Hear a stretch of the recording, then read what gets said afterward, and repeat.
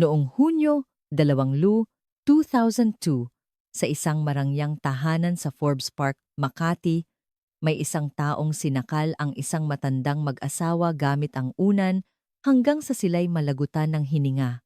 Sa pinangyarihan ng krimen, ang mag-asawa ay hindi man lang nakapalag at agad na namatay. Walang kahit isang sigaw na narinig mula sa dalawang matanda bago sila bawian ng buhay. Ang dalawang biktima ay ang mag-asawang Tan, mga negosyanteng nagmamay-ari ng 900 milyong pisong yaman. Ang kakatwa? Ang mga bangkay ng dalawang matanda ay naglahong parang bula.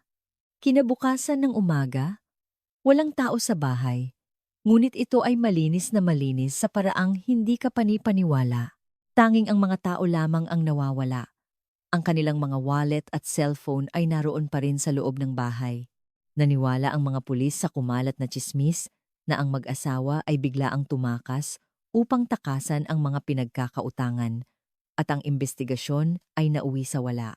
May isang taong walang awang pinaratangan bilang salarin at nasira ang buong buhay, habang ang tunay na kriminal ay namuhay ng marangya sa likod ng isang maskara sa loob ng 20 taon. Ngunit noong 2022, ang katotohanang muntik ng mabaon sa limot magpakailanman ay biglang lumitaw, kasabay ng ingay sa isang construction site. Sa sandaling tumama ang piko ng isang backhoe sa isang bahagi ng sahig ng sala, nabasag ang sementadong libingan na 20 taong nakasara at lumitaw ang mga butong nakabalot sa plastik. Ang mas nakakagimbal ay ang kakaibang paraan ng pagkatali sa mga bangkay. Bakit pinili ng salarin na ilibing ang mga pinaslang niyang biktima sa loob mismo ng sala ng bahay at mamuhay sa ibabaw nito sa buong buhay niya? Susundan natin ang landas ng demonyong walang awang nagbuhos ng semento sa ibabaw ng dalawang bangkay noong gabing iyon. 20 taon na ang nakalipas. Mula sa mga kwento ng bayan, ihahatid namin sa inyo upang matulungan kaming malutas ang kanilang mga nakakagimbal na karaingan. Mangyaring pindutin ang subscribe button. Ano to? Buto ng tao. Ata to? Itigil ang trabaho. Itawag sa pulis. Noong 2022, dalawang kalansay na magkayakap ang natagpuan sa isang demolition site. Sa isang iglap, nabalot ng gulat at kaguluhan ang lugar. 4 na oras bago ang insidente. Noong Mayo 2022, sa isa sa pinakamayamang lugar sa Pilipinas, ang Forbes Park sa Makati. Isang demolition site ang napuno ng nakabibinging ingay ng makinarya. Ang operator ng backhoe ay tagaktak ang pawis habang puspusang ginigiba ang sahig, ngunit ang sementong sumusuporta sa sahig ng sala ay sadyang napakatigas at hindi agad-agad mabasag.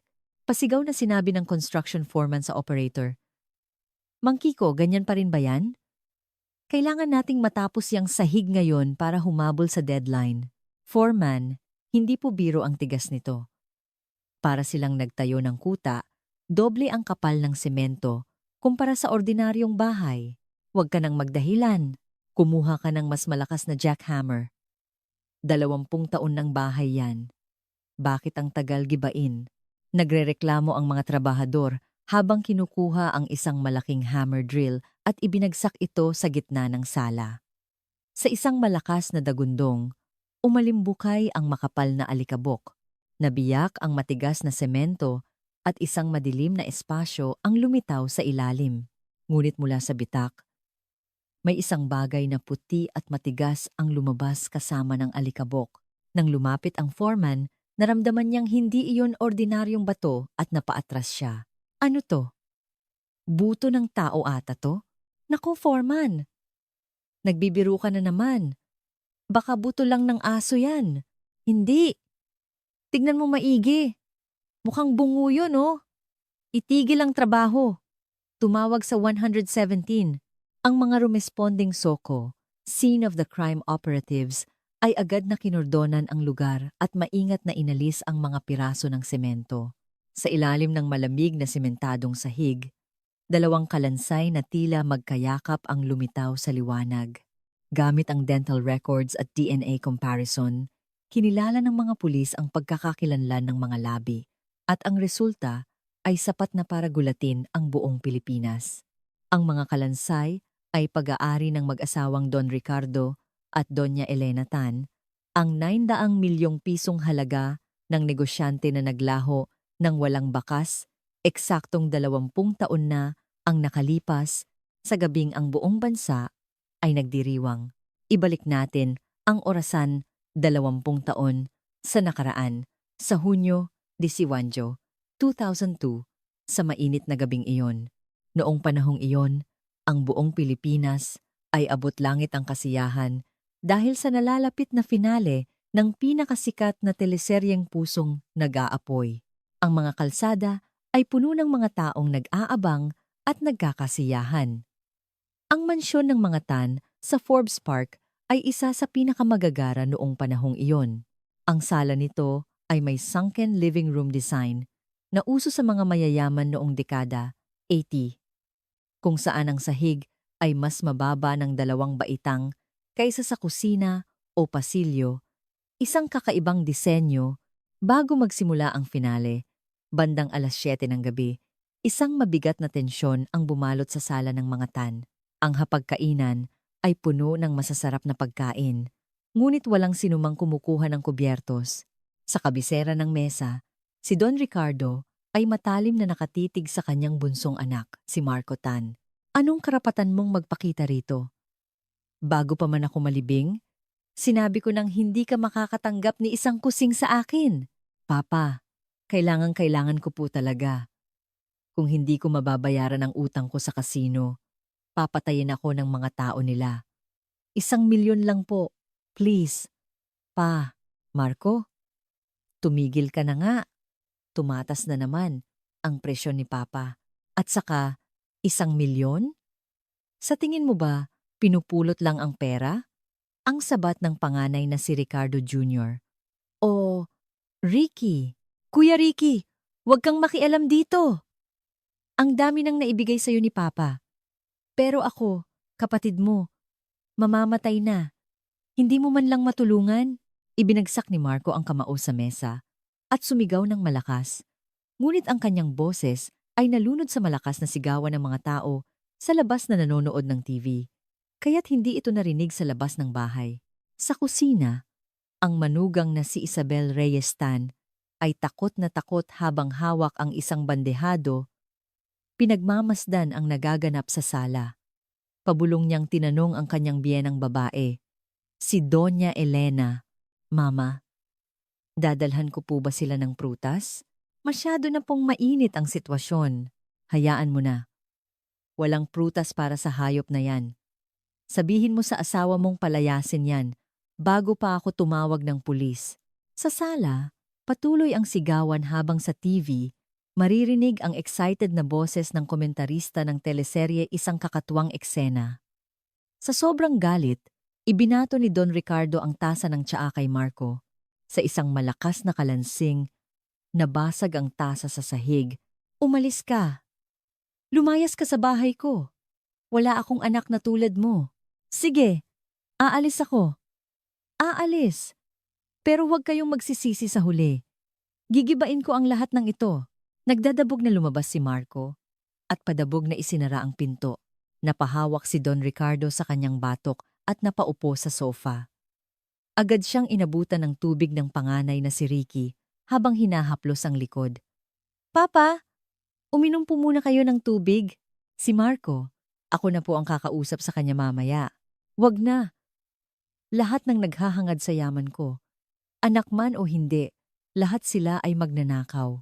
Bandang 11:00 ng gabi, nang ipalabas ang pinakaaabangang finale at magwakas ang teleserye sa isang masayang pagtatapos, ang buong bansa ay nagsigawan sa tuwa. Ang mga sasakyan sa kalsada ay bumusina bilang selebrasyon, ngunit ang tahanan ng mga Tan ay nababalot na sa kadiliman. Kinabukasan, Hunyo 19 isang tahimik at payapang umaga ang sumikat. Ang mag-asawang Tan, na laging lumalabas ng 6:00 ng umaga para mag-jogging, ay hindi nakita noong araw na iyon. Ang kanilang kapitbahay na si Ginang Cruz, na nagtaka, ay pinindot ang intercom. Ngunit tanging katahimikan ang kanyang natanggap. Don Ricardo, si Mrs. Cruz po ito. Hindi po ba kayo mag-ehersisyo ngayon? Nang walang sumagot, umalis si Ginang Cruz na nagtataka. Pagsapit ng 4:00 ng hapon, ang manugang na si Isabel, na putlang-putla, ay pumasok sa presinto ng pulisya. Humahagulgol niyang kinausap ang pulis. Sir, nawawala po ang mga biyenan ko.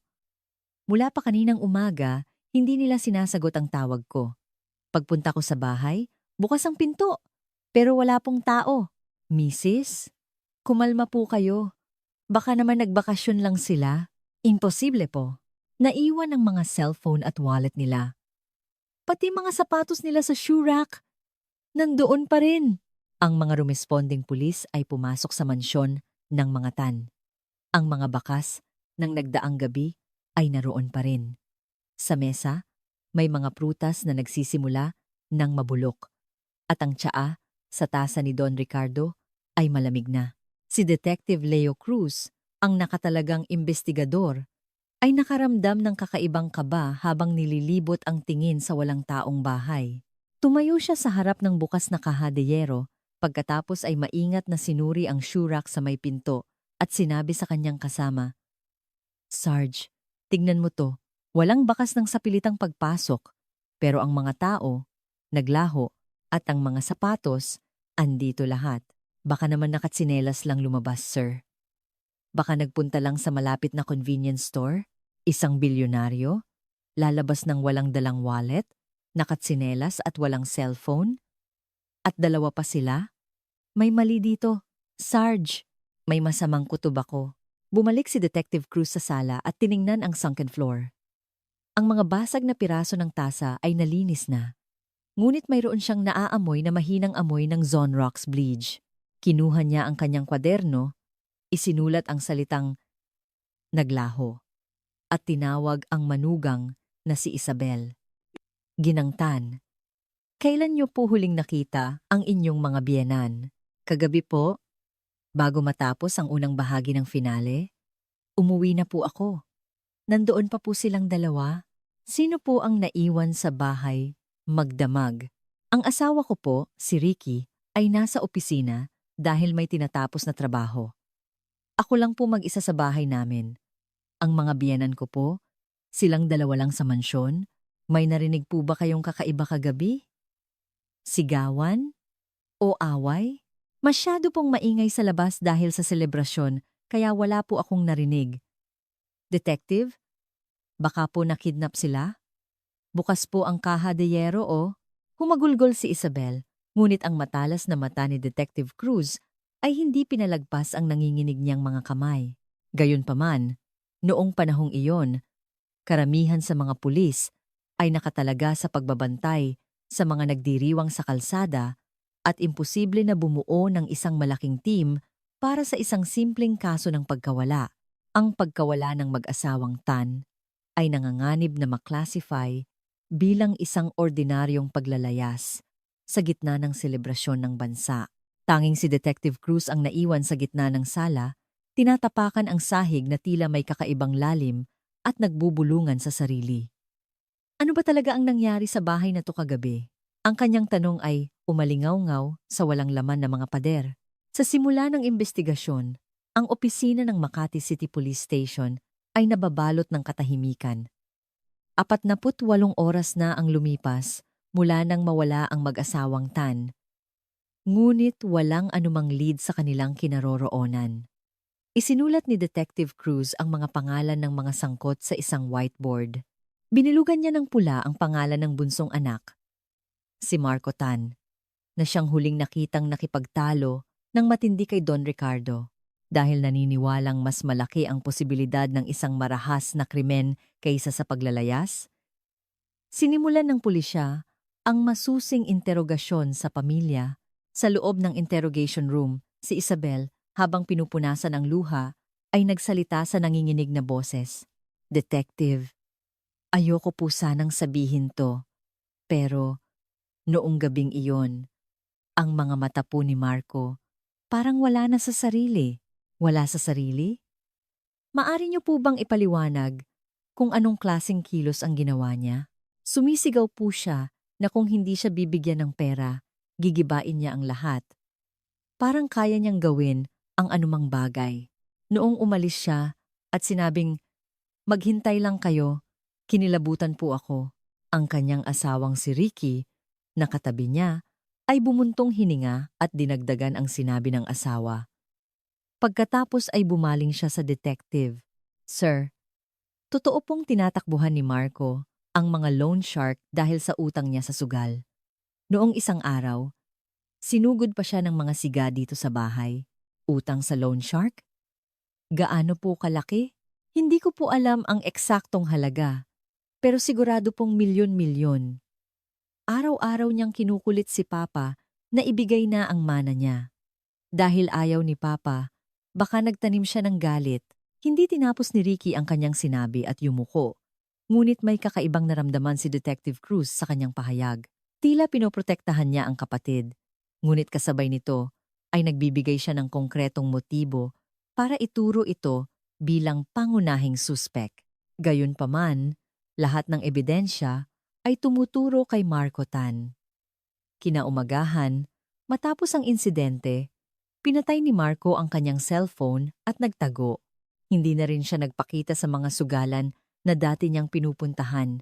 Agad na itinuring ng pulisya si Marco bilang pangunahing suspek at naglabas ng warrant of arrest para sa kanya. Noong mga panahong iyon, hindi pa laganap ang CCTV sa bawat eskinita, kaya't mahirap siyang matunton. Ngunit matiyagang sinuri ni Detective Cruz ang credit card transactions at call records ni Marco. Sa ikalimang araw ng paghahanap, isang impormasyon ang natanggap nila. Ang online game account ni Marco ay nag-log in sa isang internet cafe sa isang maliit na bayan sa probinsya. Agad na nagtungo ang mga operatiba sa lugar. Sa isang sulok ng mausok na internet cafe, isang lalaking nakasumbrero at kumakain ng cup noodles habang nakatitig sa monitor ang kanilang natagpuan. Nang tapikin ni Detective Cruz ang balikat ng lalaki, nagulat ito at agad na tumayo. "Marco Tan, inaaresto ka namin sa salang physical injury at pagkawala ng iyong mga magulang. May karapatan kang..." "Teka, ano to? Tinatakbuhan ko lang ang mga utang ko. Wala akong pinatay." "Nasaan ang mga magulang mo? Saan mo sila itinago matapos mo silang patayin? Anong pinagsasabi niyo? Buhay na buhay sila noong umalis ako sa bahay. Bitawan niyo ako." Nagpumiglas si Marco, ngunit pinusasan siya ng dalawang malalaking pulis. Dinala sa presinto, patuloy siyang sumisigaw na inosente siya ngunit walang naniwala sa kanya. Kinuha ni Detective Cruz ang suot na jacket at maong ni Marco at ipinadala sa crime lab para sa agarang pagsusuri. Pagkalipas ng 2 araw, ang resulta mula sa SOCO ay nagbigay ng excitement sa buong team. Sa kanang manggas at sa loob ng bulsa ng pantalon ni Marco, natagpuan ang dugo ni Don Ricardo. Ipinakita ni Detective Cruz ang report sa harap ni Marco at sinuntok ang mesa. "Magkakaila ka pa ba? May dugo ng tatay mo sa damit mo. Hayop kang anak." "Hindi. Noong isang araw yan. Noong sinaktan ako ni Papa, tumalsik ang dugo mula sa ilong niya." "Huwag mo kaming lokohin. Dugo ng ilong, pero ilang araw mong hindi nilabhan ang damit mo. At may reaksyon pa rin ang dugo matapos ang ilang araw? Nakatira po ako sa kung saan-saan. Kaya, wala akong panahong magpalit ng damit. Detective, maniwala po kayo? Wala akong kasalanan?" Noong panahong iyon, limitado pa ang teknolohiya ng forensic science para matukoy kung kailan eksaktong napunta ang dugo sa damit. Maaaring totoo ang sinasabi ni Marco, ngunit itinuring ito ng pulisya bilang isang matibay na ebidensya ng pagpatay. Ang sitwasyon ay lalong naging pabor sa kanila. Ang media ay agad na naglabas ng mga nakakagulat na balita, tragedya sa likod ng kasiyahan. Anak na sugarol, pinatay ang bilyonaryong magulang dahil sa mana. Ang mukha ni Marco ay nasa lahat ng diaryo at balita, at ang publiko ay galit na galit. Sa pagsisimula ng trial by publicity, Si Marco ay nagsisiksik na lang sa isang sulok ng selda, nanginginig sa takot. Tumanggi siyang makipag-usap kahit sa kanyang abogado at paulit-ulit na bumubulong si Kuya at si Ate Isabel. Sila ang may gawa nito, ngunit ang kanyang boses ay masyadong mahina at walang lakas para marinig sa labas ng rehas. Patuloy ang pressure ng pulisya para paaminin si Marco, ngunit ang kawalan ng bangkay ay isang malaking hadlang. Upang mapatunayan ang murder, kailangan ng bangkay, ang murder weapon, o isang malinaw na ebidensya ng krimen. Ang dugo lamang ay sapat para sa physical injury, ngunit hindi para sa murder. Sa huli, ang piskalya ay napilitang magsampa ng kasong serious physical injuries at theft habang hindi pa rin nahahanap ang mga bangkay. Dahil sa pagkabigo, muling binisita ni Detective Cruz ang walang laman na bahay ng mga tan. Nang buksan niya ang pinto na may police line, isang malamig na hangin ang sumalubong sa kanya. Inalala niya ang araw na sinabi ni Isabel na ang kanyang bayaw ang salarin. Posible ba talagang si Marco, sa sobrang galit, ay pinatay ang kanyang mga magulang at mag-isang itinago ang dalawang mabibigat na bangkay nang walang anumang bakas? Walang dugo na natagpuan sa trunk ng sasakyan at ang teoryang ginamit niya ang mga eskinita na walang CCTV para ilipat ang mga bangkay ay purong haka-haka lamang. Umupo si Detective Cruz sa sahig ng sala, kumuha ng sigarilyo, ngunit itinago rin ito dahil sa amoy sa loob. May mali. Mayroon akong nakaligtaan. Bakit ang tagal mawala ng amoy ng Zonrox? Noon, bumukas ang pinto at pumasok ang manugang na si Isabel. Nakasuot siya ng itim na damit at may hawak na rosaryo. Tumayo si Detective Cruz at tiningnan siya. Bawal pa pong pumasok dito habang ongoing ang investigasyon. Pasensya na po, Detective. Gusto ko lang po sanang ipagdasal ang kaluluwa ni na Papa at Mama. Umami na po ba si Marco? Patuloy pa rin po siyang nagkakaila. Dahil wala ang mga bangkay, mahirap patunayan ang murder charge. Diyos ko po! Matapos patayin ang sariling magulang, nagkakaila pa rin siya? Isa siyang demonyo. Detective, pakiusap, panagutin niyo siya. Ang asawa ko po ay hindi na makakain sa sobrang pagkabigla. Tumulo ang malalaking butil ng luha mula sa mga mata ni Isabel. Ngunit napansin ni Detective Cruz ang kakaibang kahinahunan sa likod ng kanyang mga luha. Ang isang normal na miyembro ng pamilya ay dapat na naghahanap sa bawat bundok at ilog para sa nawawalang mga magulang. Ngunit siya ay tila mas nakatuon sa katotohanang nahuli na ang salarin. Nagkunwaring walang napapansin si Detective Cruz at biglang nagtanong, "Ginangtan, may plano po ba kayong baguhin ang itsura ng bahay? Napansin ko pong maraming sako ng semento sa bodega." Sa isang iglap, huminto ang pag-ikot ng butil ng rosaryo sa kamay ni Isabel. Sa maikling sandali, nakita niya ang pagkataranta sa kanyang mukha, ngunit agad siyang kumalma. "Ah, iyon po ba? Ipinabili po ni Papa iyon para sa waterproofing ng bubong. Luma na po kasi ang bahay, kaya tumutulo kapag umuulan. Ganoon po ba? Sige po, maaari na po kayong umalis." Pagkaalis ni Isabel, kinuha ni Detective Cruz ang kanyang kwaderno, isinulat ang waterproofing at nagdagdag ng 3 tandang pananong.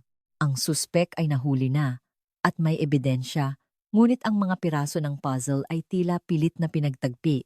Noong gabing iyon, sa loob ng selda, si Marco ay binangungot at sumisigaw, habang sa ilalim ng sahig ng walang taong bahay ng mga tan, tanging isang malamig na katahimikan ang naghahari.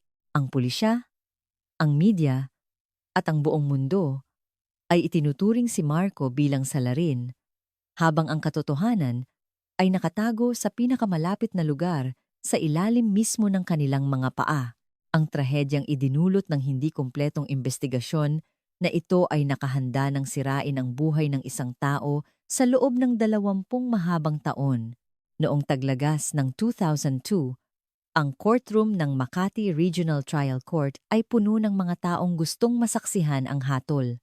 Ang media ay walang tigil sa pagbabalita tungkol sa parricide case without a body at inaasahan ng publiko na si Marco Tan ay mahatulan ng kamatayan.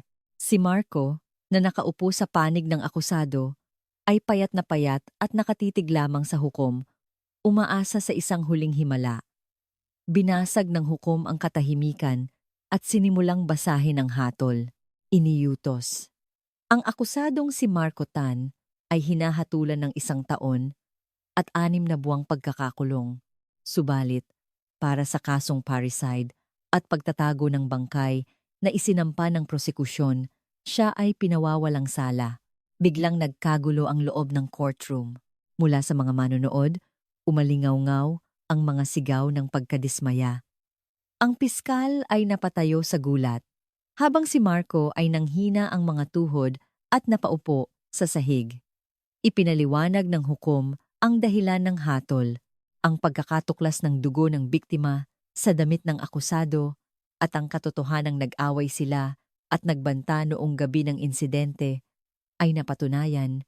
Gayunpaman, dahil hindi natagpuan ang mga bangkay ng biktima, hindi maaaring tiyakin na sila ay pinatay. Ang dugo lamang ay hindi sapat na direktang ebidensya ng pagpatay. Sa makatuwid, habang napatunayang nanakit siya ng kanyang mga magulang at nagtangkang magnakaw, ang krimen ng pagpatay ay hindi napatunayan. Hindi maaari. Siguradong siya ang pumatay. Judge, pakiusap. Pag-isipan niyo pong muli. Sigaw ng isang kapitbahay mula sa mga manonood, ngunit pinigilan siya ng mga guwardiya. Si Marco, na basang-basa ang mukha sa luha, ay niyakap ang kamay ng kanyang abogado at humagulgol. Attorney, hindi daw po ako murderer. Hindi ko po sila pinatay. Tama, Marco. Napawalang sala ka sa murder. Pero dahil sa galit ng publiko, kailangan mong manahimik muna pansamantala. Kahit na napawalang sala siya sa pagpatay, itinuring na siya ng lipunan bilang isang halimaw na nakatakas sa batas. Sa parehong oras, si Detective Cruz ay lumabas ng korte na bigo at nagsindi ng sigarilyo. Hindi niya matanggap ang resulta. Pagbalik sa presinto, tinipon niya ang kanyang team at sinuntok ang pisara. Hindi pwedeng matapos to ng ganito. Ang mga bangkay ay hindi basta-basta naglaho. Halugin nating muli ang bahay, ang hardin, ang basement, ang septic tank, lahat. Sir, 3 beses na po nating hinalughog. Ang hardin ay sira-sira na. Wala na po tayong mahahanap doon. Sigurado akong nandoon lang sa bahay. Ang amoy ng Zonrox na naamoy ko, hindi pwedeng imahinasyon lang yon. Sa utos ni Detective Cruz, muling kinordona ng mga pulis ang bahay ng mga Tan at nagsagawa ng malawakang paghahanap. Ginamit nila ang backhoe para hukayin ang hardin hanggang 2 metro ang lalim at sinira ang sahig ng basement, ngunit tanging lupa at bato ang kanilang nakita. Tumayo si Detective Cruz sa gitna ng sala at tinitigan ang sunken floor, kumuha siya ng metro at sinukat ang lalim. Pagkatapos ay tinanong ang isang kasamang investigador. Sa blueprint, dapat 40 sentimetro ang lalim ng sunken area na to. Pero ngayon, 35 sentimetro lang. Saan napunta ang 5 sentimetro? Naku sir, 20 kong taong blueprint yan. Baka may pagkakamali lang sa construction. O baka naman, pinatungan nila ng bagong sahig o makapal na vinyl. Hindi. Iba ang pakiramdam ko. Ang tunog kapag tinatapakan, mabigat. Pwede ba nating basagin ang isang bahagi nito? Sir, wala na tayong budget at nagrereklamo na ang panganay na anak na si Ricky Tan na huwag na nating sirain pa ang bahay. Kung ipipilit natin to, baka matanggal tayo sa serbisyo. Sa huli, ang kutob ni Detective Cruz ay ibinasura bilang labis na investigasyon. Sa isang sulok ng kanyang kwaderno, isinulat niya, Sunken living room, 5 centimeter difference, malakas na amoy Zonrox, at napilitang itigil ang pagsisiyasat. Ang kaso ay hindi umusad at inilagay sa kategorya ng cold case na wala sa tumpok ng mga dokumento. Pagkatapos ng 1 taon at 6 na buwan, lumaya si Marco, ngunit isang malamig na paghamak at pangungutya ang sumalubong sa kanya. Sa araw ng kanyang paglaya, Walang sino man sa kanyang pamilya ang sumundo sa kanya. May hawak na ilang lukot na pera. Pumasok siya sa isang phone booth at tinawagan ang kanyang kapatid na si Ricky. Kuya, si Marco. To, nakalaya na ako. Wala akong pera para sa'yo. At huwag ka nang magpapakita sa amin kahit kailan. Alam ng buong mundo kung anong ginawa mo kina Papa at Mama. Sa tingin mo ba ituturing pa kitang kapatid? Kuya, hindi ko talaga sila pinatay. Nagmamakaawa ako maniwala ka. Pakausap kay Ate Isabel. Nakita niya, gago ka. Saan ka pa gumagawa ng gulo? Alam mo ba kung gaano nahirapan si Isabel dahil sa'yo? Kapag tumawag ka ulit, ire-report kita sa pulis. Biglang ibinaba ang telepono. Napahawak si Marco sa hawakan at napaupo sa kalsada, humahagulgol. Dahil wala nang mapuntahan. Nagpalaboy-laboy siya sa mga eskinita ng Makati, nilulunod ang sarili sa alak. Kapag lasing, pumupunta siya sa harap ng dating bahay ng mga tan at sumisigaw. Papa! Mama! Nasaan na kayo? Lumabas kayo. Sabihin niyong hindi ako ang may gawa. Ngunit ang gate ay laging nakasara at itinuturing siya ng mga kapitbahay bilang isang baliw. Nagsimulang kumalat ang mga tsismis sa lugar. Ang mga matatanda sa tindahan ay nagbubulungan habang nakaturo sa bahay. Narinig ko. Yung matandang tandaw, tumakas kasama ang kabit niya. Ano ka ba? Dinukot daw sila ng sindikato, inilagay sa drum, at itinapon sa dagat. Kaya hindi na nakita ang mga bangkay. Kawawa naman yung manugang. Matapos magtiis sa masusungit na biyenan, ngayon kailangan pa niyang alagaan ang kapatid na mamamatay tao. Grabe ang pinagdadaanan niya. Sa gitna ng mga tsismis, ang katotohanan ay nabaluktot. At si Isabel ay itinuring na isang bayaning martir. Naghintay sina Ricky at Isabel na ideklarang legal na patay na ang kanilang mga magulang at itinalaga bilang tagapamahala ng kanilang malawak na ari-arian. Hindi nila ipinagbili o ipinaupa ang bahay, sa halip ay iniwan itong bakante sa ngalan ng pagpapanatili. Isang gabi, habang nag-aayos ng gamit, napanood ni Detective Cruz si Isabel sa balita. Nasa isang charity event siya ng simbahan. May ngiti sa labi habang tumutulong. Sa screen, mukha siyang payapa at banal. Ngunit para kay Detective Cruz, nakikita niya ang lamig sa likod ng maskara. Pinatay niya ang TV at bumulong sa sarili. Ang isang kriminal ay laging nagiiwan ng bakas. Hindi ko lang ito nahanap. Balang araw. Balang araw. Lalabas din ang totoo. Ngunit mabilis na lumipas ang panahon sa pinakailalim na imbakan ng Makati City Police. Ang file ng kaso ng pagkawala ng mag-asawang Tan ay natabunan na ng alikabok. Ang mga investigador na humawak sa kaso ay lumipat na ng departamento o nagretiro na at ang maingay na selebrasyon noong 2002 ay unti-unti nang nawala sa alaala ng mga tao.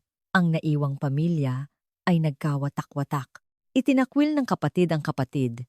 Isinumpa ng kapatid ang mundo at naging palaboy. At ang manugang ay nagtayo ng isang pader ng katahimikan at namuhay na parang reyna sa loob nito. Sa gayon, ang katotohanan ay nanatiling selyado sa loob ng 20 taon sa isang lugar na hindi inaasahan ng sinuman sa ilalim mismo ng sahig ng sala na kanilang tinatapakan araw-araw sa loob ng malamig na semento. Ang pagbagsak ng tore ng kasinungalingan ay mangangailangan pa ng 2 dekada. At noong 2022, nang ang syudad na binuo ng kasakiman ay muling umingay dahil sa redevelopment, doon lamang nagsimulang magbukas ang kahon ni Pandora, ang lihim ng gabing iyon na walang sino man ang nakakaalam, ay malapit nang magising mula sa mahabang pagkakatulog. 20 taon ang lumipas at pagsapit ng 2022, ang itsura ng Makati ay tila isang bagong mundo. Ang mga mabababang bahay ay napalitan ng mga nagtataasang gusali na sumasayad sa langit. Ang nawawalang mag-asawang Tan ay legal na idineklarang patay noong 2007 at ang kanilang 900 milyong pisong yaman ay napunta lahat sa panganay na anak na si Ricky Tan. Ginamit ni na Ricky at Isabel ang perang ito bilang puhunan para magtayo ng isang construction company. Sa kasagsagan ng real estate boom, nakalikom sila ng kayamanang hindi masukat. Si Isabel, sa partikular, ay kinilala bilang isang buhay na santa sa kanilang komunidad. Linggo-linggo siyang nagbibigay ng malaking donasyon sa simbahan at namuno sa isang charity foundation na lumikha ng isang perpektong imahe sa publiko. Sa kabilang banda, ang buhay ni Marco, ang dating pangunahing suspek ay tuluyang nawasak sa isang madilim na underpass sa Maynila sa gitna ng mga tent ng mga palaboy. Isang lalaking marungis ang naglalakad ng pasuray-suray, hawak ang isang bote ng alak. Si Marco ay kumakapit sa mga damit ng mga dumadaan at nagsasalita ng walang katuturan. Hoy, alam mo ba kung sino ako? Ako ang bunsong anak ni Don Ricardo Tan ng Forbes Park. Ibalik niyo ang pera ko. Ninakaw lahat ng kapatid ko. Nako, Manong, uminom ka na lang ng maayos. Ang baho mo. Umalis ka dyan. Hindi. Totoo ang sinasabi ko. Ang mga magulang ko, nandoon pa rin sa bahay na yon. Pinatay sila ng asawa ng kuya ko. Isa siyang mangkukulam. Itinuturing siyang baliw ng mga tao at iniiwasan. Napaupo si Marco sa sahig, humahagulgol sa galit. Ang kanyang mga sigaw ay naging isang hungkag na alingaw-ngaw na tinangay ng malamig na hangin. Samantala, si Detective Cruz, na retirado na at nabalo, ay mag-isang nanonood ng TV sa kanyang sala. Sa screen, lumitaw si Isabel, nakasuot ng isang magandang bestida, sa isang charity event, ini-interview. Kami pong mag-asawa ay sumusunod lamang sa kalooban ng Diyos na ibahagi ang aming biyaya. Naniniwala po kami na ang aming mga biyenan na nawala, 20 taon na, ang nakalipas, ay masaya sa langit. Habang pinagmamasdan ang maamong ngiti ni Isabel, hinigpitan ni Detective Cruz ang hawak sa remote control. Ang salitang naglaho na isinulat niya sa kanyang kwaderno, 20 taon na, ang nakalipas ay bumalik sa kanyang isipan, walang hiya. Hindi man lang kumukurap habang nagsisinungaling, lumipas ang 20 taon. Pero ang matalas na tingin niya, ganoon pa rin. Mula sa isang malalim na drawer, kinuha niya ang luma niyang kwaderno, pinagpagan ang alikabok, at bumuntong hininga. Lumipas man ang panahon, ang tinik ng duda sa kanyang dibdib ay hindi pa rin nawawala. Noong panahong iyon, ang lumang bahay ng mga Tan sa gitna ng Makati ay naging sentro ng mga kakaibang kuwento. Dahil matagal na itong bakante, naging sikat ito sa internet bilang isang haunted house at naging paboritong lugar ng mga ghost hunting vlogger. Pagsapit ng Mayo 2022, dahil sa pagtaas ng presyo ng mga ari-arian, naaprubahan ang redevelopment ng lugar at ang matagal nang nakasarang gate ay malapit ng mabuksan. Sa opisina ng Redevelopment Association, sinisigawan ni Isabel ang presidente habang hinahampas ang mesa. Sino ang nagdesisyon na, gibain yan? Sinabi ko nang hindi ko ibebenta ang bahay na yan. Sino ang pumirma nang walang pahintulot ko? Ma'am, kumalma po kayo. Noong isang araw, pumunta po dito si Mr. Ricky Tan at personal na nilagdaan ito. Ang laki po ng bayad. Siyempre, dapat niyo pong ibenta. Namutla si Isabel at sinakmal ang kanyang asawang si Ricky, na tulala sa tabi niya. Ricky, nababaliw ka na ba? Ilang beses kong sinabi sa'yo na huwag mong gagalawin ang bahay na yan. Sabi ko, hanggang mamatay tayo. Atin yan. Ha? Isabel, bakit? Tumataas na raw ang presyo ng lupa. Malaki ang makukuha natin, pambayad sa mga utang, at saka, napanaginipan ko si Papa. Sabi niya, iwanan na raw natin ang bahay. Tanga! Kung magkakademensya ka, sana tumanda ka na lang ng maayos. Bakit kailangan mo pang gumawa ng gulo? Kamakailan lang, na-diagnose si Ricky na may early onset Alzheimer's, kaya't ang kanyang isip ay paputol-putol na.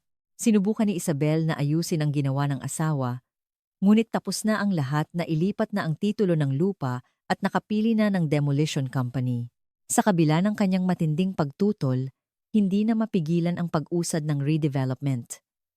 Sa araw ng demolition, ang mga backhoe at dump truck ay dumating sa eskinita ng lumang bahay ng mga tan. Ang mga residente ay sumilip sa kanilang mga bintana. Hay salamat! Mawawala na rin ang bahay na yan. Gabi-gabi raw may multo. Takot na takot ang mga bata. Oo nga, ang mahal-mahal ng lupa dito, pero hinayaan lang nilang nakatiwangwang. Nabalitaan ni Detective Cruz ang tungkol sa demolisyon mula sa isang dating impormante at nagpa siya siyang bisitahin ang lugar sa huling pagkakataon. Inabutan niya ng isang kaha ng sigarilyo ang site manager. Magandang araw po. Ako po ang dating investigador sa kaso ng bahay na to. Ganoon po ba? Nako, hirap na hirap nga po kami. Ang tibay ng pagkakagawa. Hindi ko alam kung anong semento ang ginamit nila. Hindi tumatalab ang drill. Semento po? Lalo na po siguro sa sahig ng sala, di ba? Paano niyo po nalaman? Ang kusina, madali lang. Pero yung gitna ng sala, parang bunker sa tigas. Akala mo may bakal sa ilalim. Biglang kumabog ang dibdib ni Detective Cruz. Ang alaala ng bahagyang pagkakaiba sa taas ng sahig at ang bigat ng pagtapak niya rito, 20 taon na ang nakalipas ay bumalik. Noon, isang mamahaling sedan ang biglang huminto. At bumaba si Isabel. Sumugod papasok sa construction site, ngunit pinigilan ng mga trabahador. Tigil! Itigil niyo yan, sabi! Huwag niyong basagin ang sahig na yan. Bahay ko yan. Huwag niyong galawin. Ma'am, bawal po dito. Delikado po. Lumabas po kayo. Sumigaw si Isabel, ngunit ang kanyang boses ay nalunod sa ingay ng backhoe. Ang operator, na walang pakialam sa gulo, ay hinila ang lever. Ang dambuhalang drill ay tumama sa gitna mismo ng sahig ng sala ng mga tan, KRRAAKKK. Sa isang nakabibinging dagundong, nabiyak ang sahig at umalimbukay ang puting alikabok. Bago pa man humupa ang alikabok, isang trabahador ang napasigaw at natumba. AHH! Tao! May tao sa ilalim ng sahig! Agad na tumakbo si Detective Cruz, papasok sa police line. Sa pagitan ng mga basag na semento, isang bungkos ng plastik na 20 taong nakakulong sa dilim ang lumitaw. Hindi na iyon isang simpleng demolition site. Iyon ang pagguho ng isang dambuhalang tore na binuo ng kasakiman at kasinungalingan, at ang sandali kung saan ang katotohanang matagal ng sinupil ay sa wakas ay huminga. Nanginginig ang kamay ni Detective Cruz habang kinukuha ang cellphone at tinawagan ang 117. Ang kanyang mga mata ay nakatutok kay Isabel na napaupo sa sahig sa sobrang takot.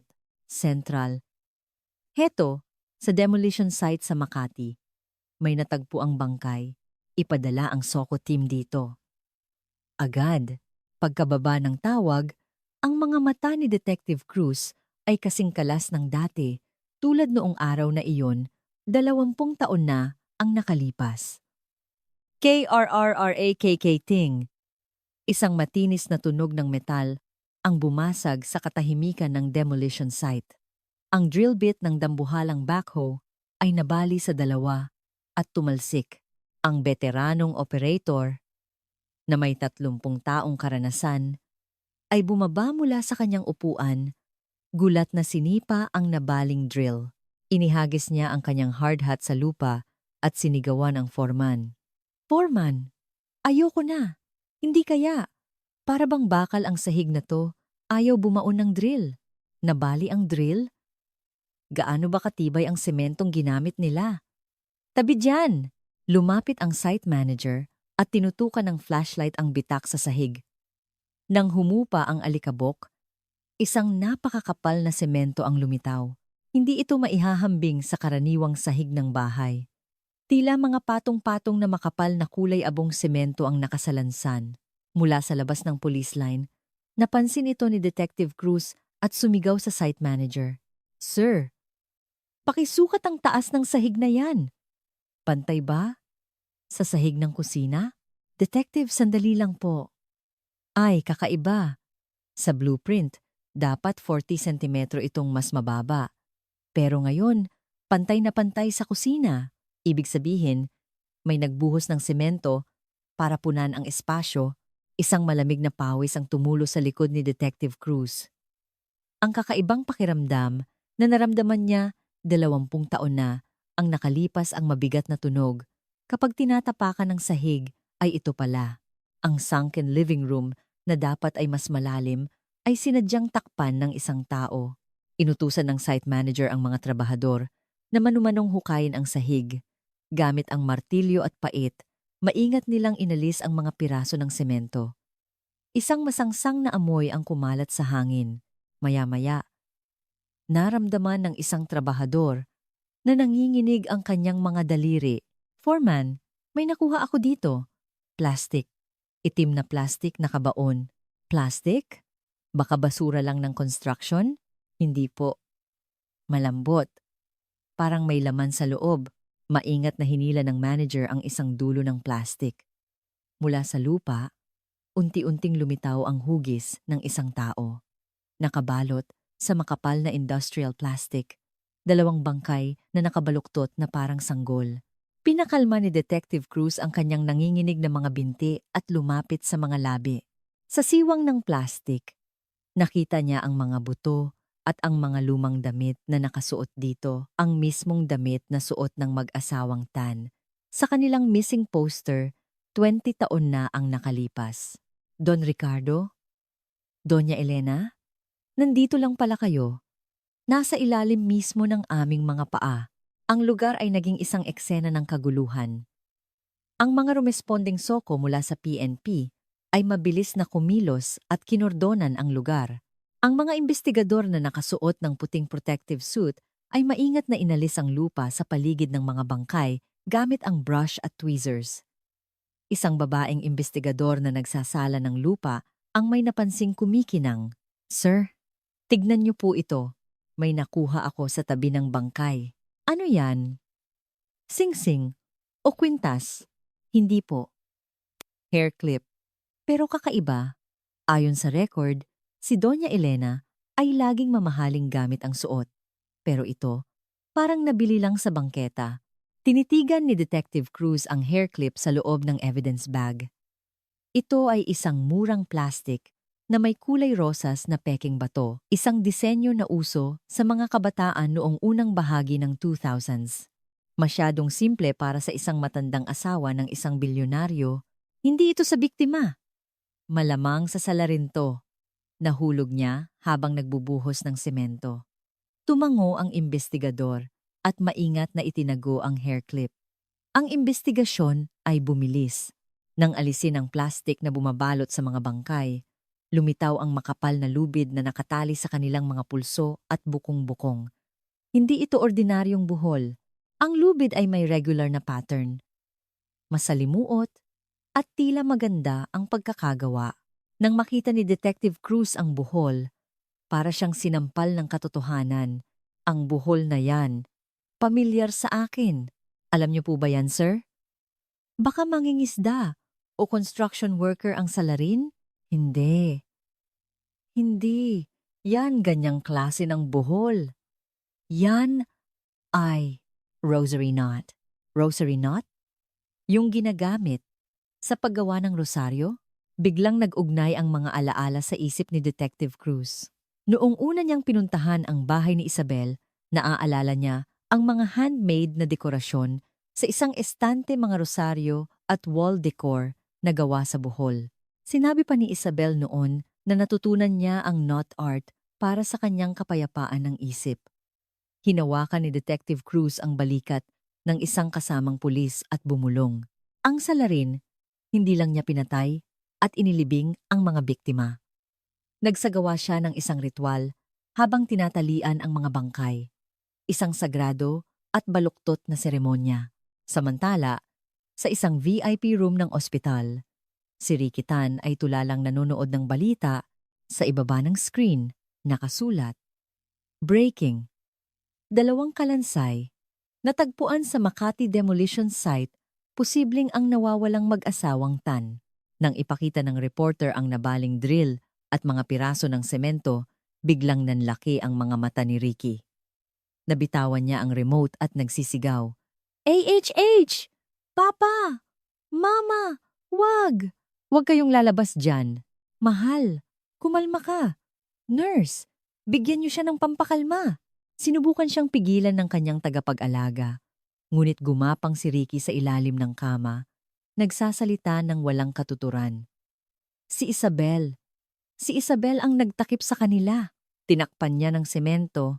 Mabaho, huwag kayong lalabas. Patawad po.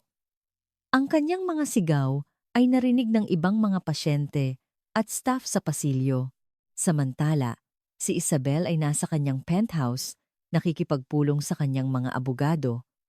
Kinakagat niya ang kanyang mga kuko sa kaba. Mag-file kayo ng injunction ngayon din? Idemanda niyo sila for trespassing? Ma'am, dahil may natagpuan ng bangkay, ang lugar ay nasa ilalim na ng police control. Hindi na po tayo makakalapit.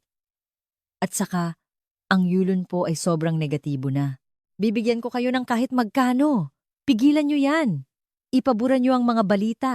Sa kabila ng kanyang mga sigaw, ang ambulansya ng Soko, lulan ang mga labi, ay paalis na. Tumutunog ang sirena sa kahabaan ng EDSA. Ang kaso ay itinaas mula sa isang simpleng pagkakatuklas ng bangkay tungo sa Forbes Park concrete murder case at inilipat sa CIDG.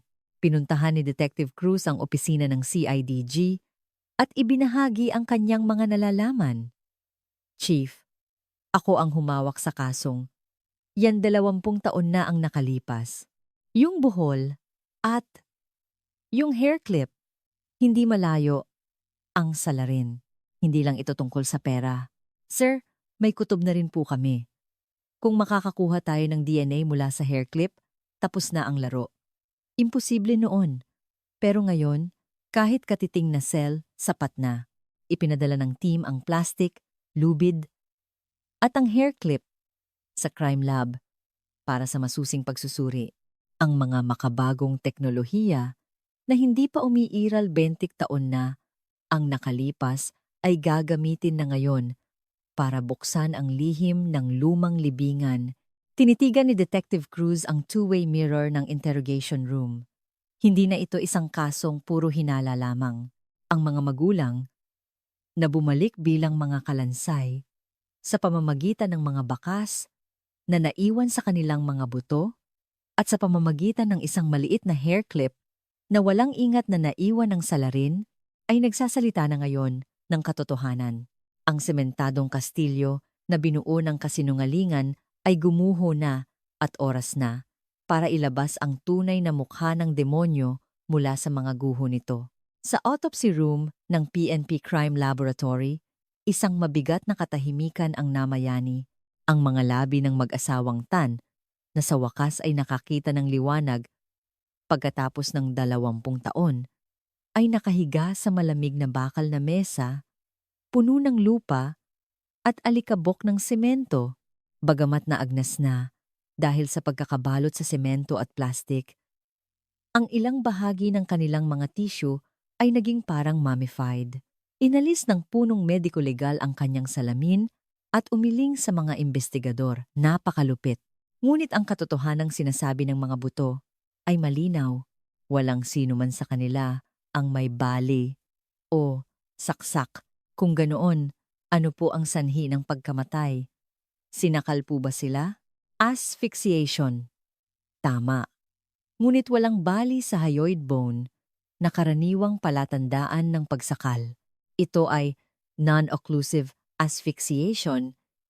Ibig sabihin, isang malambot na bagay tulad ng unan ang ginamit para takpan ang kanilang mga mukha hanggang sa sila'y mamatay.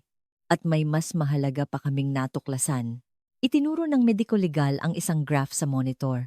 Nakakita kami ng mataas na antas ng zolpidem sa kanilang mga tissue at bone marrow. Zolpidem? Hindi ba't sleeping pill yan? Oo. At imposible na ang dalawang malusog na matanda ay iinom ng ganyang karaming dosis ng kusa may naghalo nito sa kanilang pagkain o inumin. Namatay sila habang mahimbing na natutulog nang hindi man lang nakapalag. Ang pagkamatay dahil sa lason at pagsakal ay nangangahulugang hindi ito isang biglaang krimen, kundi isang pinagplanuhang pagpatay. Samantala, sa DNA analysis lab, sinusuri na ang murang plastic na hair clip dahil 20 taon itong nakabaon sa lupa, maliit ang tsansang may natitira pang DNA. Ngunit hindi sumuko ang mga analyst. Sa siwang ng metal spring sa loob ng hair clip, may nakita silang napakaliit na organic material. In-amplify nila ito. Nang lumabas ang resulta sa monitor, napasigaw ang isang analyst. "Sir, nakuha natin!"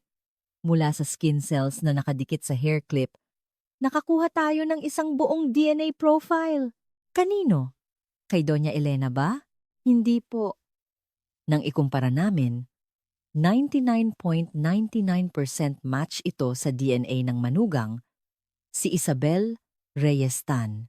Ito na ang pinakahihintay na ebidensya. Ang pagkakaroon ng murang hair clip ng manugang sa tabi ng bangkay ng kanyang biyenan na mahilig sa mamahaling gamit ay isang hindi matututulang patunay na nandoon siya sa lugar ng libing. Ang pagsusuri sa buhol ng lubid ay nagdulot din ng isa pang revelasyon. Ipinaliwanag ng isang profiler kay Detective Cruz. "Sir, ang buhol na ito, hindi pangkaraniwan. Ang regular na pagkakapulupot nito ay eksaktong isang rosary knot. Ginamit ito sa pagtali ng bangkay na nangangahulugang ang salarin ay nagsagawa ng isang uri ng relihiyosong ritual habang ginagawa ang krimen. Malamang, nasa isip niya na siniselyuhan o nililinis niya ang mga bangkay." Kinilabutan si Detective Cruz. Ang maamong ngiti ni Isabel sa TV ay itinatago pala ang isang baliw na pananampalataya. Agad niyang hinalungkat ang mga lumang file ng kaso. Sa isang pahina ng kanyang 20 taong kwaderno, isang linya ng sulat ang nakaagaw ng kanyang pansin. Hunyo 15, hating gabi. Pahayag ng kapitbahay. Nagising daw dahil sa ingay ng isang cement mixer truck na nakaharang sa eskinita. Noong panahong iyon, inakala niyang sasakyan lang iyon para sa isang kalapit na construction. Ngunit ngayon na ang mga bangkay ay natagpuan sa semento, ang truck na iyon ay ang mismong nagdala ng semento para sa kanilang libingan. Agad na pinuntahan ni Detective Cruz at ng kanyang team ang lumang bahay ni Ricky Tan at hinalughog ang attic. Sa loob ng isang maalikabok na kahon, natagpuan nila ang isang lumang planner ni Ricky mula 2002. Sa pahina ng Hunyo 15, malinaw na nakasulat. Cement, 40 sako, buhangin, 2 tonelada, na i-deliver na. Nakalagay sa bodega. Ito na! 3 araw bago ang krimen, inihanda na nila ang semento. Walang ordinaryong waterproofing ang mangangailangan ng 40 sako ng semento. Planado ito mula sa simula. Ibig sabihin, hindi lang si Isabel ang may gawa. Kasabwat ang asawa niyang si Ricky. Unti-unti nang sumisikip ang mundo para sa kanila, ngunit may isa pang palaisipan na kailangang lutasin. Ang dugo sa damit ni Marco. Kailangang patunayan kung ito ba ay resulta ng tunay na pananakit o isang gawa-gawang ebidensya. Ginamit ng PNP's Advanced Forensic Team ang mga lumang larawan ng jacket ni Marco at ipinasok sa isang bagong bloodstain pattern analysis software. "Tignan niyo po ang gilid ng mantsa ng dugo," paliwanag ng analyst. Kung ito ay tumalsik, dapat may mga tulis-tulis na gilid. Pero ang dugo sa damit ni Marco, bilugan ang gilid at may bakas ng pagkapahid. Ito po ay isang transfer stain. Ibig sabihin, isang bagay na may dugo ang sadyang ipinahid sa damit niya. Isang siyentipikong patunay na may nag-frame sa kanya. Napatayo si Detective Cruz. Ang bigat na dinadala niya sa loob ng 20 taon ay biglang gumaan. Totoo pala ang sinabi ni Marco noon, na natutulog lang siya at paggising niya, may dugo na sa damit niya. Sir, kumpleto na ang puzzle. Ang pagbili ng semento, ang rosary knot, ang hair clip ng manugang, at ang pineking dugo. Lahat ay tumuturo kina Isabel at Ricky Tan. Mag-apply na tayo ng arrest warrant. Oras na para tanggalin ang maskara niya. Lahat ng siyentipikong ebidensya ay nakatutok na ngayon sa isang direksyon, kay Isabel Reyes Tan, ang babaeng pinarangalan bilang isang buhay na santa, at sa kanyang asawang si Ricky. Nang ang katotohanang nakatago sa ilalim ng semento ay magsalita sa pamamagitan ng mga buto, ang kanilang matibay na pader ay nagsimula ng gumuho. Inihanda ni Detective Cruz ang posas na hindi niya nagamit, 20 taon na ang nakalipas, at nag-utos sa kanyang team. Aalis na tayo. Sa pagkakataong ito, hindi na sila makakatakas. Ang sirena ng mga sasakyan ng pulis ay humawi sa trapiko ng Makati. Ang mahabang gabi ng kasinungalingan ay malapit ng magwakas. At ang bukang liwayway ng hustisya ay paparating na. Sa harap ng PNP National Headquarters, maaga pa lang ay nagkumpulan na ang napakaraming media. Ito ang araw kung kailan ipinatawag si Isabel Reyes Tan, ang pangunahing suspek sa Forbes Park concrete murder case. Bumaba siya mula sa isang itim na SUV, payat ngunit mayroon pa ring bahagyang ngiti sa kanyang mga labi. Sa gitna ng nagkikislapang mga kamera, isang reporter ang nagtanong, "Ginang Tan, inaamin niyo po ba ang pagpatay sa inyong mga biyenan? Ano po ang masasabi niyo sa hair clip na natagpuan sa crime scene? Wala po akong dapat ikahiya sa harap ng Diyos. Ang katotohanan ay lalabas din. Isa lamang po itong hindi pagkakaunawaan." Tila isang martir. Taas noo siyang pumasok sa loob ng gusali. Sa interrogation room, magkaharap na nakaupo si Detective Cruz at si Isabel. Kasama niya ang kanyang abogado at kalmado siyang uminom ng tsaa. "Detective, 20 taon na ang lumipas. Pero ang ugali niyo pong maghinala ay hindi pa rin nagbabago. Bakit ko naman papatayin ang aking mga biyenan? Itinuring nila akong tunay na anak." Tunay na anak. Iba po ang sinasabi ng mga record na nakuha namin. Inilabas ni Detective Cruz ang isang lumang medical record mula sa isang folder. Ito ay ang record ni Isabel mula sa isang obgyn. May petsang 1 linggo bago ang krimen. Nang makita ito ni Isabel, bahagya siyang napakunot noo. Ano yan? Hindi ba't labag sa batas na halongkatin ang pribadong medical records ng isang tao? May search warrant po kami. Ayon dito, na-diagnose po kayo na hindi na magkakaanak dahil sa premature menopause. At mayroon din po kaming testimonya mula sa dati ninyong kasambahay. Binasa ni Detective Cruz ang sinumpaang salaysay ng kasambahay. Noong araw na umuwi si Ma'am Isabel mula sa ospital, galit na galit si Doña Elena. Sinabihan niya si Ma'am na isang baog na walang silbi. Pinapipirma na siya ng divorce papers at pinapalayas. Tama po ba? Galit lang po si Mama noon. Hindi po niya iyon sineryoso. Talaga ba? Kung naghiwalay kayo, wala kang makukuhang ni isang kusing. Mayroon kang napakalakas na motibo para mawala ang iyong mga biyenan. Kinagat ni Isabel ang kanyang labi. Inilabas ni Detective Cruz ang hair clip at ang report tungkol sa buhol. Naaalala niyo po ba ito? Natagpuan ito sa semento, sa tabi ng mga bangkay. May DNA niyo po ito. At ang buhol na ito, eksaktong katulad ng rosary knot na ipinamimigay niyo sa inyong mga kaibigan sa simbahan. Sa unang pagkakataon, ang kalmadong mga mata ni Isabel ay nagpakita ng matinding pagkataranta. Pilit niyang itinago ang nanginginig niyang mga kamay. "Hindi ako ang gumawa niyan. Baka ang asawa ko. Matagal na niya akong ginagaya sa paggawa ng mga buhol. Ganoon ba? Ipapasa mo ang lahat ng sisi sa asawa mong may Alzheimer's? Dahil iyon po ang totoo." Nag-away sila ni Papa dahil sa pera, at baka sa sobrang galit ay nagawa niya iyon.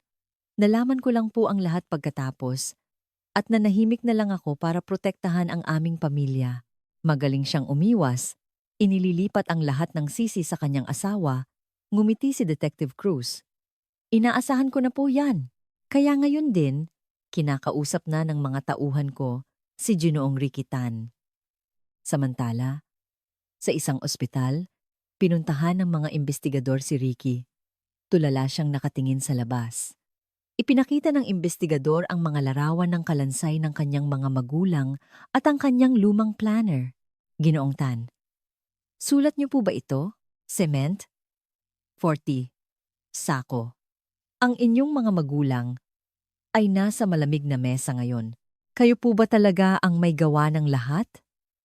Nang makita ni Ricky ang mga larawan, nagsimula siyang manginig. Bumalik ang katinoan sa kanyang mga mata at ang takot na kinimkim niya sa loob ng 20 taon ay sumabog. Hindi! Ayoko! Sabi ko, natatakot ako. Kung ganoon, sino po ang nag-utos? Sino ang nagsabing buhusan sila ng semento? Si Isabel! Si Isabel ang nag-utos. Sabi niya, palalayasin daw siya ni Mama. Nilagyan na raw niya ng gamot. Kaya, ilibing na lang namin. Patawad po, Papa. Patawad. Gumapang si Ricky sa ilalim ng kama, humahagulgol. Ang lahat ng ito ay na-video. Kahit may demensya, ang kanyang detalyado at consistent na pag-amin ay sapat na bilang ebidensya. Agad itong ipinadala kay Detective Cruz. Ipinakita niya ang video kay Isabel. Ang sigaw ni Ricky na, si Isabel ang nag-utos, ay umalingaw-ngaw sa loob ng interrogation room. Namutla si Isabel. Tinitigan niya ang screen na hindi makapaniwala, pagkatapos ay biglang tumawa ng mapakla. Ang walang katuturang salita ng isang ulyanin, paniniwalaan niyo bilang ebidensya? Sa tingin niyo ba, tatanggapin yan sa korte? Ang hukom na po ang magpapasya niyan. Pero paano naman ito? Ang alibi niyo, na nasa bahay kayo ng magulang niyo. Noong gabing iyon, isang kasinungalingan. Nakuha ng pulisya ang 20 daong cell site log records. Bagamat hindi pa ganoon ka-advance ang teknolohiya noon, malinaw na ang kanyang cellphone ay nasa loob ng signal range ng Forbes Park, hindi sa Quezon City, kung nasaan ang bahay ng kanyang mga magulang. Hindi ka umalis sa bahay noong gabing iyon. Pinatay mo ang iyong mga biyenan. Pinilit ang iyong asawa na tumulong sa paglilibing. At kinabukasan, kalmado kang nagsimba. Tama ba? Alam na ni Isabel na wala na siyang takas. Bumilis ang kanyang paghinga. Sinabihan niya ang kanyang abogado, umalis ka. Fired ka na. Pagkaalis ng abogado, nagpasya siyang manahimik. Ang kanyang mga mata ay hindi na nagpapakita ng takot, kundi isang nakakakilabot na kabaliwan. Ginang Tan, hindi mabubura ng katahimikan ng iyong kasalanan. Tanggalin niyo na ang inyong maskara. Ngunit ipinikit lamang niya ang kanyang mga mata at bumulong ng isang hindi maintindihang dasal. Sa labas, ibinaba na ang kanyang arrest warrant. Ngunit hindi pa ito ang katapusan. Ang isang dagana na corner ay handang manlaban. Ang reyna ng gumuhong kastilyo ay naghahanda na para sa kanyang huling pagwawala. Nang araw na ibinaba ang arrest warrant para kay Isabel, isang tensyon ang bumalot sa isang high-end condominium sa Makati. Pinalibutan ng mga sasakyan ng pulis ang gusali, kasama ang mga bumbero at ambulansya. Hindi sumuko si Isabel. Sa halip, nilock niya ang pinto ng kanyang penthouse at nagkulong sa loob. Sa labas, naghihintay ang mga pulis na may dalang aryete. Isabel Tan, wala ka nang matatakbuhan. Buksan mo ang pinto. Ngunit walang sagot.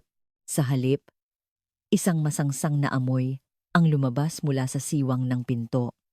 Sir! Binuksan niya ang tangke. Sigaw ng isang pulis. Lahat! Lumayo! Bumbero, putulin ang linya ng gas. Maya-maya, narinig ang boses ni Isabel sa intercom. Huwag kayong papasok. Isang maling galaw, sisindihan ko ang lighter. Sabay-sabay tayong mamamatay. Isabel, hindi lang buhay mo ang nakataya. Paano ang mga kapitbahay mo? Kasalanan? Ang may kasalanan ay sila. Ako? Sinilyuhan ko lang ang mga demonyo at pinrotektahan ang aking templo. Ang kanyang boses ay wala na sa katinuan. Para sa kanya, ang mga pulis ay mga kalaban na gustong pakawalan ang mga demonyo. Inutusan ni Detective Cruz ang Special Action Force, SAF, na bumaba mula sa bubong gamit ang lubid habang siya ay nakikipagnegosasyon. Isabel, dahil sa templo mo, 20 taon nagdusa si Marco sa impyerno. Matapos mong i-frame ang walang kasalanan mong bayaw, nakakatulog ka pa ba ng mahimbing? Isa siyang basura.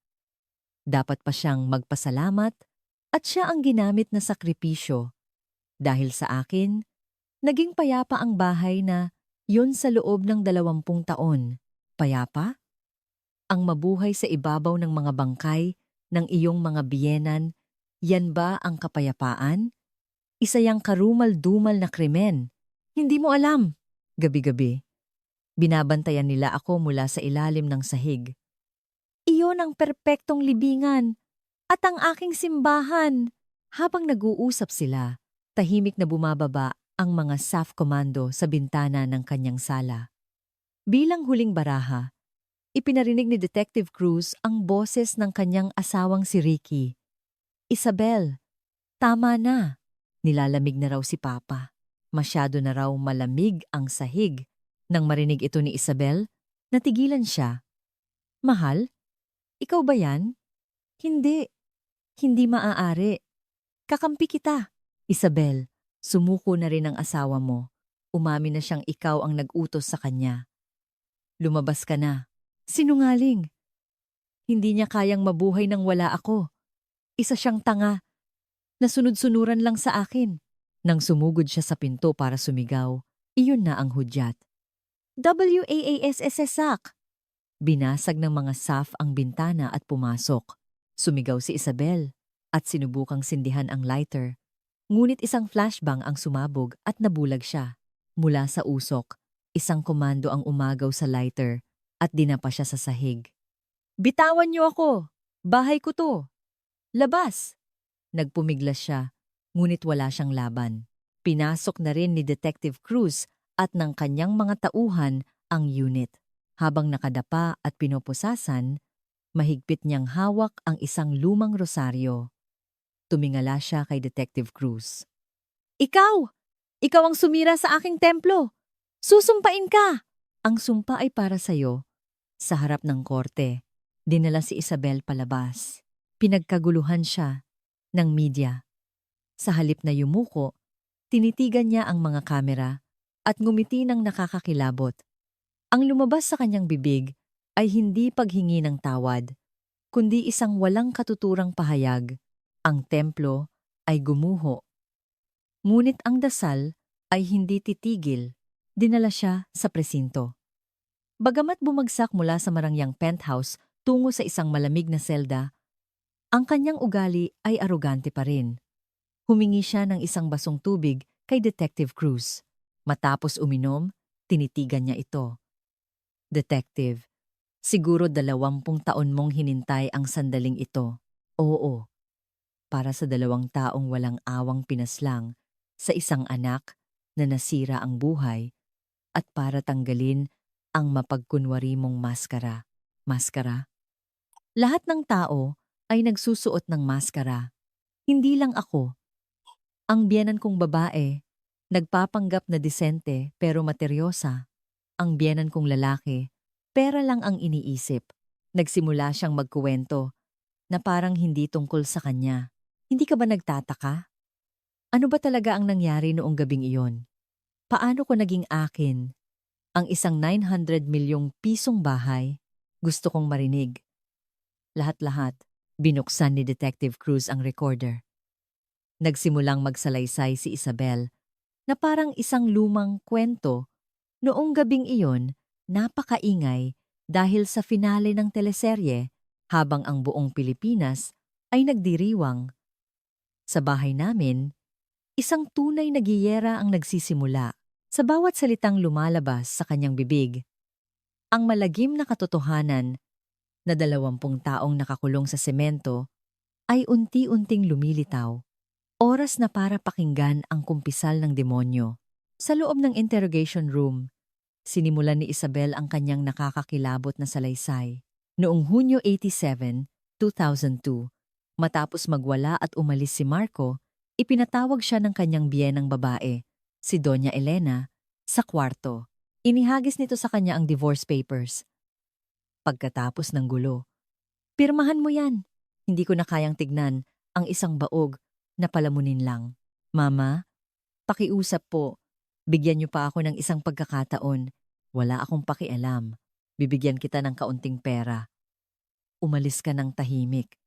Kung hindi, pati pamilya mo sisirain ko." Ang kahihiyan at takot ang nagtulak kay Isabel sa sukdulan. Kinuha niya ang mga reseta niyang high-dosage sleeping pills, dinurog at inihalo sa honey water. Habang ang buong bansa ay nagsisigawan sa tuwa sa pagtatapos ng teleserye, dinala niya ang inumin sa kanyang mga biyenan. "Papa! Mama! Inumin niyo po ito para kumalma kayo. Magiging mas mabuti po akong manugang." Walang kamalay-malay, ininom ito ng mag-asawa at agad na nakatulog ng mahimbing. Sa sandaling iyon, kumuha si Isabel ng unan at pumasok sa kanilang kwarto. Tinakpan niya ang kanilang mga mukha habang binibilang kasabay ng sigawan sa labas. Walang kahirap-hirap, 2 buhay ang pumanaw. Sakto namang dumating ang kanyang asawang si Ricky, lasing. Nang makita niya ang mga bangkay ng kanyang mga magulang, natumba siya sa takot. "Ay, Isabel! Anong ginawa mo? Tatawag ako ng pulis!" Sinampal siya ni Isabel ng malakas. "Gumising ka. Kapag nagsumbong ka, tapos ka rin. Ang pagnanakaw mo sa kumpanya, ang kabit mong si Miss Reyes. Akala mo ba hindi ko alam? Kapag nalaman niya ni Papa, kulong ka. Mamili ka.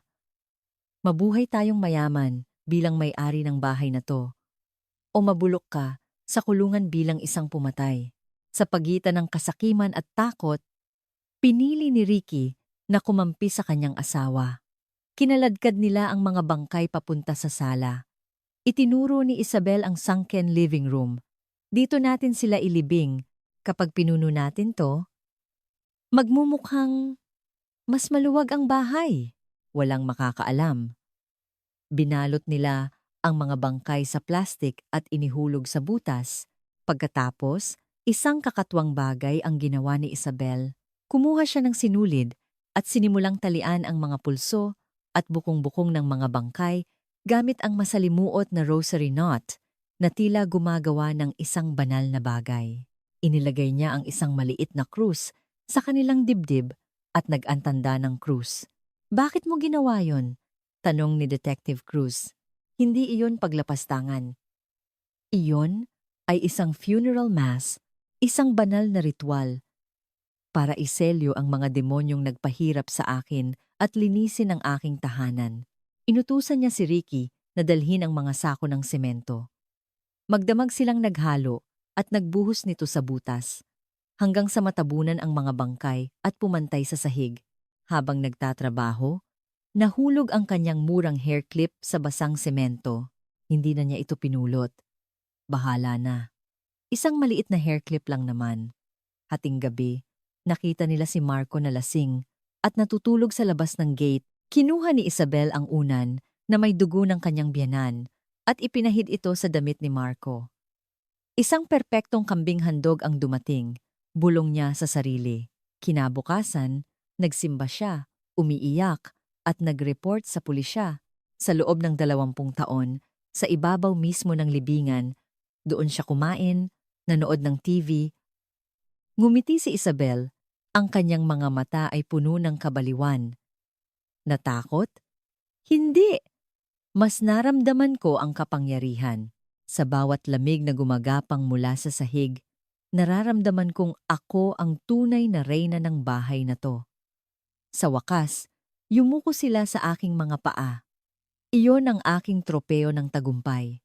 Ang kanyang kumpisal ay sobrang detalyado at karumal-dumal. Pinatay ni Detective Cruz ang recorder. Ang isang demonyo na nag-anyong tao ay nasa harap niya. Ginangtan. Ang iyong baluktot na tagumpay ay nagtatapos na ngayon, ang iyong templo ay gumuho. At ang malamig na sahig ng kulungan ang magiging bago mong tahanan. Ipinikit ni Isabel ang kanyang mga mata at muling nagsimulang paikutin ang kanyang rosaryo. Sa labas ng bintana, sumisikat na ang araw. Ang 20 taong kadiliman ay nagwakas na. Taglamig ng sumunod na taon, sa Makati RTC, binasa ang huling hatol. Si Isabel ay nakaupo ng tuwid, habang si Ricky ay nasa isang wheelchair, tulala.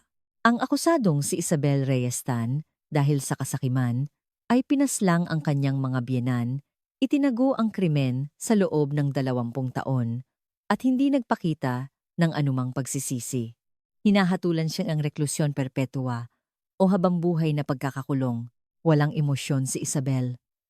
Para kay Ricky, dahil sa kanyang kondisyon, hinatulan siya ng 12 taong pagkakakulong sa isang mental health facility. Habang inilalabas si Isabel, isang lalaki ang sumugod mula sa mga manonood. Ito ay si Marco. Malinis na ngayon ngunit bakas pa rin ang hirap sa kanyang mukha. Hayop ka! Hindi ka man lang ba nagsisisi? Ibalik mo ang 20 taon ng buhay ko. Tumingin sa kanya si Isabel. Walang bahid ng pagsisisi. Dapat ka pa ngang magpasalamat, bayaw. Dahil sa akin, nabayaran ng mga utang mo at nakuha mo ang lahat ng yaman. Bunga yan ng aking mga panalangin. Napahagulgol si Marco. Sa huli, si Marco ay napawalang sala sa lahat ng kaso. Nakuha niya ang kompensasyon mula sa gobyerno at ang mana ng kanyang mga magulang, ngunit malungkot pa rin siya. Pero hindi nito maibabalik ang aking kabataan. Ang mga panahong tinawag akong mamamatay tao. Ang lugar kung saan nakatayo ang bahay ay isa na ngayong maliit na parke. Isang araw, binisita ito ng retiradong si Detective Cruz. Pinanood niya ang mga batang naglalaro sa eksaktong lugar kung saan dating nakalibing ang mag-asawang Tan. Don Ricardo, Doña Elena, hindi na po kayo nilalamig. Magpahinga na po kayo ng payapa. Kinuha niya ang kanyang lumang kwaderno, sinindihan, at pinanood itong maging abo, kasama ang bigat na dinala niya sa loob ng 20 taon. Ang kasong ito ay naitala bilang isang paalala na walang perpektong krimen at ang katotohanan ay laging lalabas. Sa loob ng kanyang selda, si Isabel ay patuloy na nagdarasal sa kanyang sariling mundo, naniniwalang isa siyang martir. Sa labas, ang mga ilaw ng Makati ay patuloy na kumikinang, isang simbolo ng ambisyon at kasakiman. Ngunit tulad ng mga butong nagsalita pagkatapos ng 10 taon, ang anumang katotohanang itago ay tiyak na hahanap ng siwang upang makita ang liwanag. Kung nagustuhan ninyo ang kuwentong ito, mag-iwan ng komento para sa 2 matandang nagdusa. Ang kabutihang ipinapakita sa kapwa ay tiyak na babalik sa inyo ng 1,000 beses. Maraming salamat sa pakikinig.